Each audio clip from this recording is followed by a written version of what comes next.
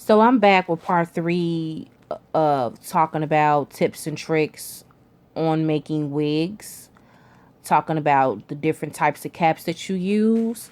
So the first cap that the first uh, packaging of a cap that you see is a weaving cap, and as you can see on the mannequin, that it's small.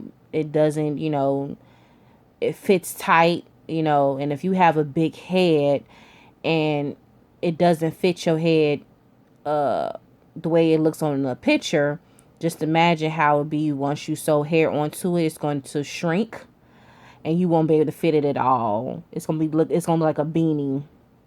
So that's what I discovered when I was first playing around with this, when I was trying to make a wig.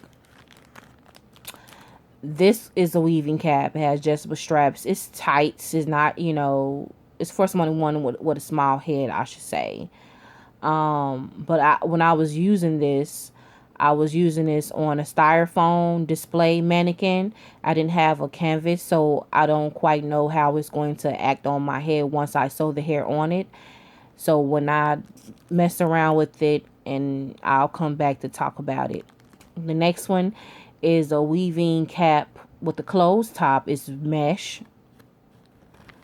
The next one is a spandex dome style wig cap. The next one is a stretch weaving cap, and it's mesh as well. And this is a U-part wig cap. So about the mesh caps, I'm not using a mesh cap, so I can't really give you guys tips and tricks on how to use the mesh cap. So once I play around with the mesh caps and I come up with tricks and tips, I'll tell you guys. But anything that you sew hair onto is going to shrink. And so I'm going to come back with part 4 of talking about what I had to do in order to get my caps to fit.